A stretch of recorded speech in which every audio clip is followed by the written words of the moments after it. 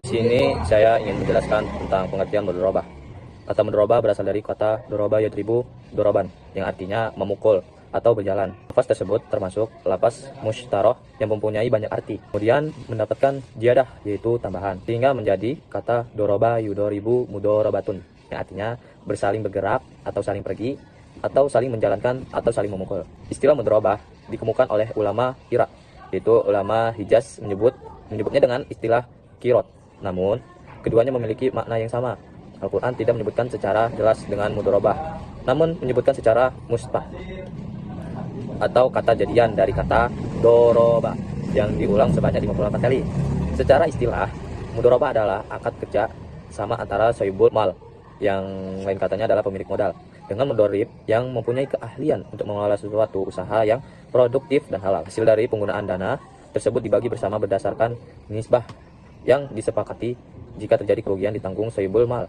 Mudharabah menurut fikih merupakan kontrak antara pemilik modal atau lain kata yaitu investor yang mempercayakan modalnya kepada pengelola mudharib untuk digunakan dalam aktivitas perdagangan.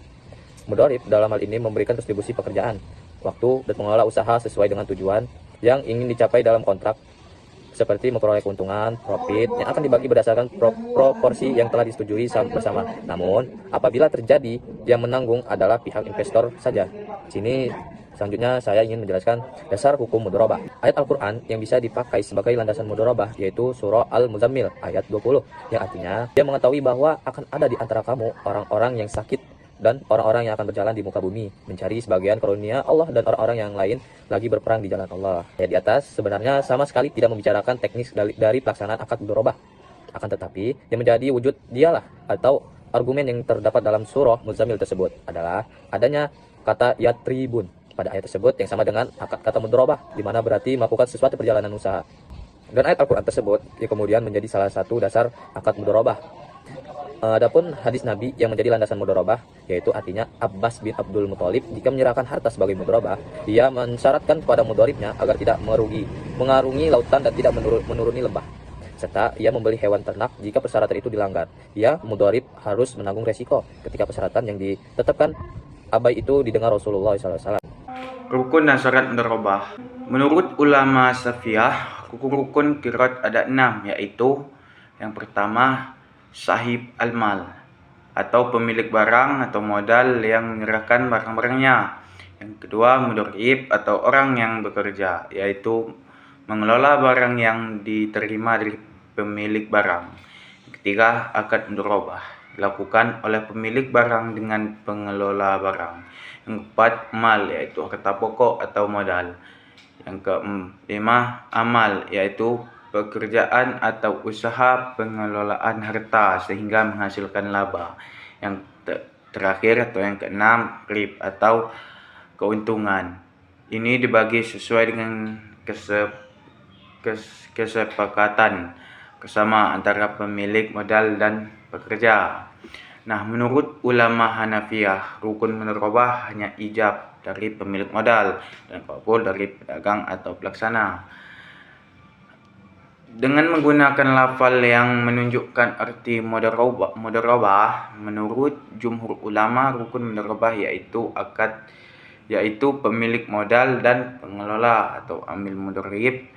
Nah, yang kedua ada maqut alaih, yaitu modal, tenaga pekerjaan, dan keuntungan. Yang ketiga syarat, yaitu ijab dan qabul. Pada dasarnya, faktor-faktor yang harus ada atau rukun dalam akad mudharabah adalah yang pertama, pelaku, pemilik modal merupakan pelaksana usaha. Yang kedua, objek mudharabah, modal dan kerja. Yang ketiga, persetujuan kedua belah pihak, yaitu ijab dan qabul. Yang keempat, nisbah, keuntungan. Adapun syarat-syarat mudharabah yaitu pertama, syarat yang berkaitan dengan orang yang melakukan akad. Harus orang yang cakap bertindak atas nama hukum dan cakap diangkat sebagai wakil. Nah, yang kedua, syarat yang berkaitan dengan modal, yaitu A. Bentuk uang, B. Jelas jumlahnya, C. Tunai, D. Diserahkan sepenuhnya kepada pedagang atau yang mengelola. Yang terakhir adalah syarat yang berkaitan dengan keuntungan, bahwa pembagian keuntungan harus jelas persentasenya seperti 60%, 40%, 50%, dan sebagainya. Menurut kesepakatan bersama, apabila pembagian keuntungan tidak jelas, maka menurut ulama mazhab Hanafi, akad itu fasid atau rusak. Baik, di sini saya akan menjelaskan tentang poin keempat, yaitu jenis-jenis akad mudharabah. Akad mudharabah sendiri dibagi menjadi dua jenis, yaitu mudharabah mutlaqah dan juga mudharabah muqayyadah. Yang pertama, saya akan menjelaskan tentang mudharabah mutlaqah. Apa sih mudharabah mutlaqah itu? Mudharabah mutlaqah merupakan penyerahan modal secara mutlak tanpa adanya syarat. Jadi, pekerja bebas mengelola modal untuk usaha apapun untuk mendapatkan keuntungan. Mudharabah jenis ini memberikan keleluasaan untuk mengelola modal dengan tidak dibatasi oleh beberapa spesifikasi, di antaranya yaitu spesifikasi jenis usaha, spesifikasi waktu, kawasan, bentuk pengelolaan, dan juga mitra kerjasama. Namun begitu, tetap saja harus secara jujur dan juga terbuka untuk menyampaikan perkembangan usaha kepada sohibul amal. Jenis akad mudharabah yang kedua yaitu mudharabah muqayyadah. Apa sih sebenarnya mudharabah muqayyadah itu? Berbeda dengan mudharabah mutlaqah, mudharabah muqayyadah sendiri adalah penyerahan modal dengan menggunakan syarat-syarat tertentu. Dalam pengelolaannya, mudharib dibatasi dengan spesifikasi jenis usaha, di antaranya yaitu waktu, tempat usaha tertentu, sesuai dengan syarat-syarat yang ditetapkan oleh sohibul amal atau pemilik modal itu sendiri. Baik, dilanjut ke pembahasan poin kelima, yaitu mengenai biaya pengelolaan dalam mudharabah. Biaya bagi mudharib diambil dari hartanya sendiri selama ia tinggal di lingkungannya sendiri. Demikian pula ketika ia melakukan perjalanan kepentingan mudharabah. Apabila biaya mudharabah diambil dari keuntungan, kemungkinan pemilik harta sendiri tidak akan memperoleh bagian dari keuntungan karena mungkin saja biaya tersebut lebih besar daripada keuntungannya sendiri. Akan tetapi, berbeda jika pemilik modal itu sendiri mengizinkan, maka boleh menggunakan modal mudharabah. Imam Malik berpendapat bahwa biaya-biaya baru boleh dibebankan kepada modal apabila modalnya cukup besar, sehingga masih sangat memungkinkan untuk mendapatkan keuntungan. Jadi, biaya pengelolaan mudharabah pada dasarnya dibebankan kepada si pengelola modal. Namun, tidak masalah biaya diambil dari keuntungan apabila pemilik modalnya sendiri mengizinkan atau berlaku menurut kebiasaan. Di sini saya akan menjelaskan tentang berakhirnya akad mudharabah. Akad mudharabah berakhir apabila masing-masing pihak menyatakan akad tersebut batal, ataupun pekerja dilarang untuk bertindak hukum. Kemudian yang kedua yaitu salah satu di antara mereka tidak memiliki akal ataupun gila. Yang ketiga yaitu modal habis di tangan pemilik sebelum digunakan oleh pekerja. Yang keempat yaitu salah satu di antara mereka berakad gila. Kemudian akad mudharabah juga dapat batal dikarenakan beberapa perkara. Yang pertama yaitu tidak terpenuhinya syarat-syarat dari akad mudharabah, dan juga pengelola meninggalkan tugasnya sebagai pengelola modal, ataupun pengelola modal berbuat sesuatu yang bertentangan dengan tujuan akad sebelumnya. Dan jika pemilik modal meninggal dunia, maka mudharabah tersebut disebut dengan fasakh ataupun batal. Dan bila mudharabah telah fasakh ataupun batal, maka pengelola tidak berhak untuk mengelola kembali. Jika pengelola menggunakan modal, sedangkan ia tahu pemilik modal telah meninggal dunia dan tanpa izin ahli warisnya, maka perbuatan tersebut dianggap sebagai gosop dan wajib untuknya mengembalikan hak tersebut. Jika mudharabah telah fasakh ataupun batal, sedangkan modal masih berbentuk uqud ataupun barang dagangan, maka pemilik modal dan pengelola dapat menjual ataupun membagikannya, karena yang demikian itu adalah hak berdua. Jika pengelola setuju dengan penjualan, sedangkan pemilik modal tidak setuju, maka pemilik modal dipaksa untuk menjualnya, karena pengelola mempunyai hak dalam keuntungan dan tidak dapat diperoleh kecuali dengan menjualnya. Akad mudharabah dalam perbankan syariah. Akad mudharabah dalam perbankan syariah diterapkan pada produk penghimpunan dana dan pembiayaan. Pada produk penghimpunan dana, akad mudharabah diterapkan pada satu tabungan berjangka atau deposito biasa. Pada produk ini, bank bertindak menjadi mudharib, penabung menjadi sohib al-mal. Kedua belah pihak sepakat bahwa dana tabungan dikelola oleh pihak bank pada persyaratan tertentu atau jenis tertentu. Bank bebas untuk menggunakan dana tersebut untuk usaha. Kedua adalah tabungan khusus atau deposito khusus. Pada produk ini, dana yang ditabung oleh nasabah digunakan untuk jenis bisnis tertentu sesuai kesepakatan. Ini mengharuskan bank mengelola dana dengan jenis bisnis tertentu dengan kesepakatan bersama.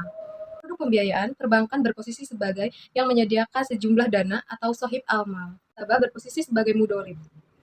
Bank untuk menjalankan fungsinya sebagai sohibul amal, mereka menginvestasikan sejumlah dananya nasabah untuk mengelola dalam proyek tertentu. Hasil dari proyek tersebut dibagi bersama sesuai dengan porsi yang sudah disepakati.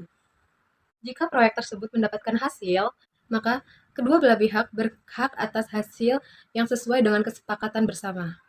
Tapi, jika proyek tersebut mengalami kerugian, maka bank menanggung kerugian secara material dan menanggung kerugian non-material. Kehilangan tenaga dan pikiran dalam mengerjakan proyek.